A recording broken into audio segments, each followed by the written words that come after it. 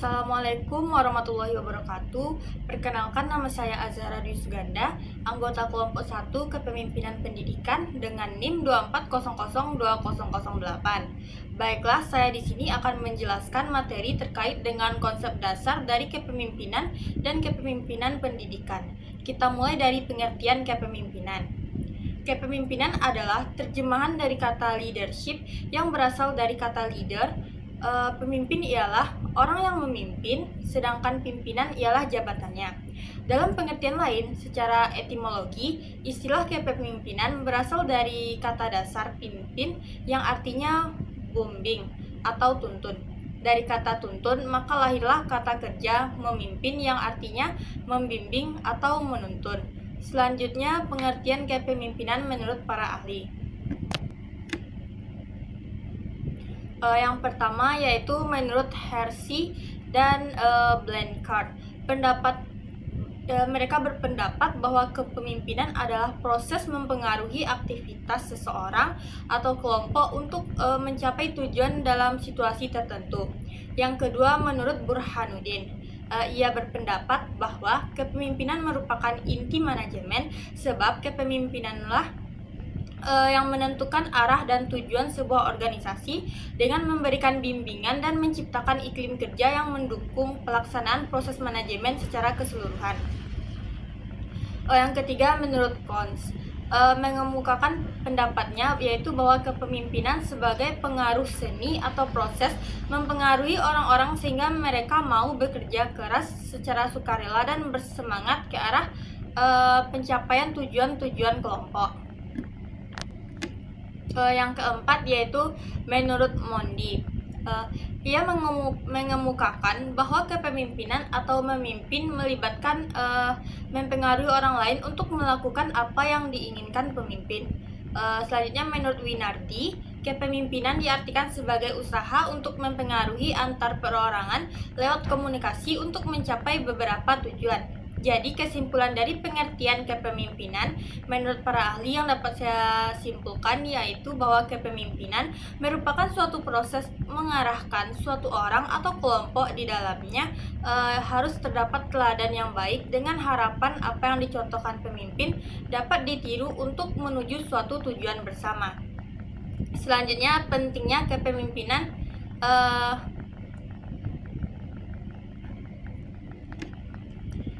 yaitu pentingnya kepemimpinan. Kepemimpinan memiliki peran yang sangat penting dalam berbagai bidang. Berikut ada beberapa alasan mengapa kepemimpinan sangat diperlukan. Yang pertama, menentukan arah dan tujuan. Kepemimpinan membantu organisasi atau kelompok yang memiliki visi yang jelas. Pemimpin memberikan panduan dan strategi agar semua anggota bekerja menuju tujuan yang sama.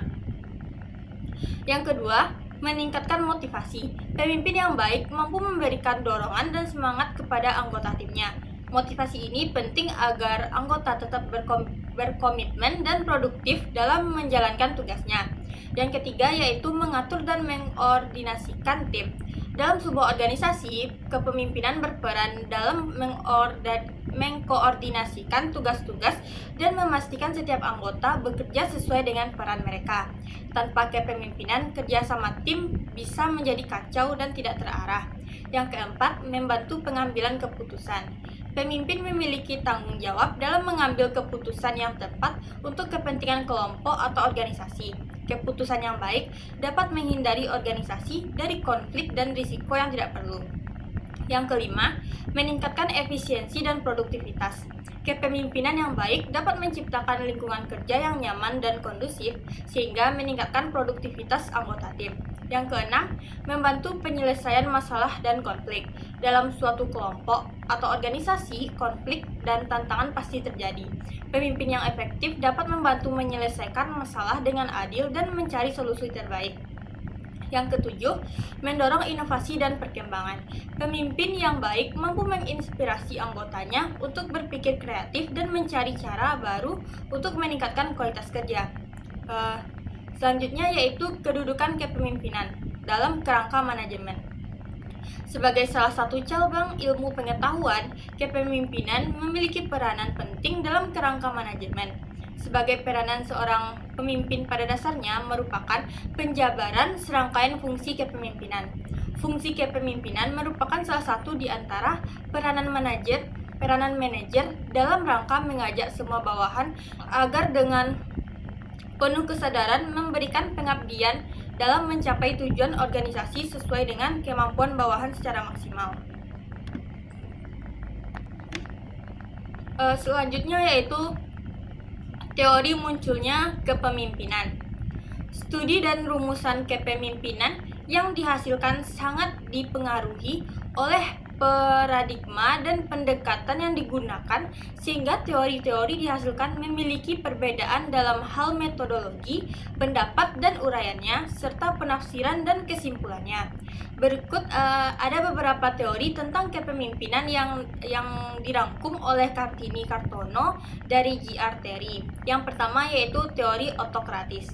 Kepemimpinan dalam teori ini didasarkan atas perintah-perintah paksaan dan tindakan-tindakan yang arbitrer.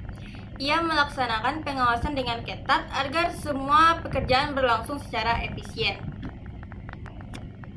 Yang kedua yaitu teori psikologis. Teori ini menyatakan bahwa fungsi seorang pemimpin adalah memunculkan dan mengembangkan sistem motivasi terbaik untuk merangsang kesediaan bekerja para pengikut dan anak buah. Pemimpin merangsang bawahan agar mereka mau bekerja guna mencapai sasaran-sasaran organisatoris ataupun untuk memenuhi tujuan-tujuan pribadi. Yang ketiga yaitu teori sosiologis. Kepemimpinan dianggap sebagai usaha untuk melancarkan antar relasi dalam organisasi dan sebagai usaha untuk memecahkan konflik organisasi antara para pengikutnya agar tercapai kerjasama yang baik. Yang keempat yaitu teori suportif. Menurut teori ini, para anggota harus berusaha sekuat mungkin dan bekerja dengan penuh gairah. Sedangkan pemimpin akan membimbing dengan sebaliknya melalui kebijakan tertentu. Yang kelima yaitu teori laissez-faire. Kepemimpinan ini ditampilkan seorang tokoh ketua dewan yang sebenarnya tidak mampu mengurus dan dia menyerahkan semua tanggung jawab dan pekerjaannya kepada bawahan atau kepada semua anggota. Pemimpin adalah sebagai seorang ketua yang bertindak sebagai simbol. Pemimpin semacam ini biasanya tidak memiliki keterampilan teknis. Yang keenam yaitu teori kelakuan pribadi kepemimpinan.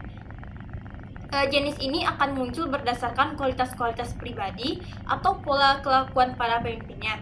Teori ini menyatakan bahwa seseorang pemimpin itu berkelakuan kurang lebih sama, yaitu tidak melakukan tindakan-tindakan yang identik sama dalam setiap situasi yang dihadapi. Selanjutnya yang ketujuh yaitu teori sifat orang-orang besar atau trait of great men. Cikal bakal seorang pemimpin dapat dilihat dan diprediksi melalui sifat, karakter, dan perilaku orang-orang besar yang terbukti sudah sukses dalam menjalankan kepemimpinannya. Yang kedelapan ada teori situasi. Teori situasi berpandangan bahwa munculnya seorang pemimpin bersamaan dengan pergolakan krisis seperti revolusi, pemberontakan, dan lain-lain. Pada saat itulah muncul pemimpin yang mampu mengatasi persoalan-persoalan yang nyaris tidak bisa diselesaikan oleh orang-orang biasa. Dan dari situlah pemimpin muncul untuk menyelesaikan masalah tersebut. Selanjutnya yang kesembilan yaitu teori humanistik atau populistik. Fungsi kepemimpinan dalam teori ini adalah merealisasi kebebasan manusia dan memenuhi setiap kebutuhan insani yang dicapai melalui interaksi pemimpin dengan anggotanya. Untuk melakukan hal ini, perlu adanya organisasi yang baik dan pemimpin yang baik yang mau memperhatikan kebutuhan dan kepentingan anggota. Selanjutnya yaitu kita membahas tentang syarat dan keterampilan menjadi kepemimpinan. Kita mulai dari syarat kepemimpinan. Abdul Sani dalam bukunya Manajemen Organisasi mengemukakan adanya beberapa syarat yang harus dimiliki oleh seseorang pemimpin supaya dalam pemimpinannya bawahannya lebih efektif. Seperti yang pertama, kemampuan pengawasan.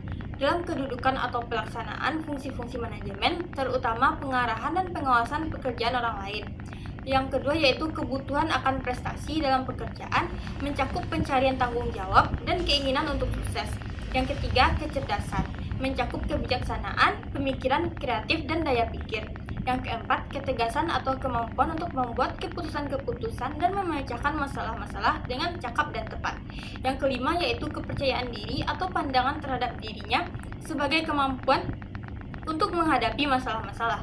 Yang keenam yaitu inisiatif atau kemampuan untuk bertindak, tidak tergantung mengembangkan serangkaian aktivitas dan menemukan cara-cara baru atau inovasi.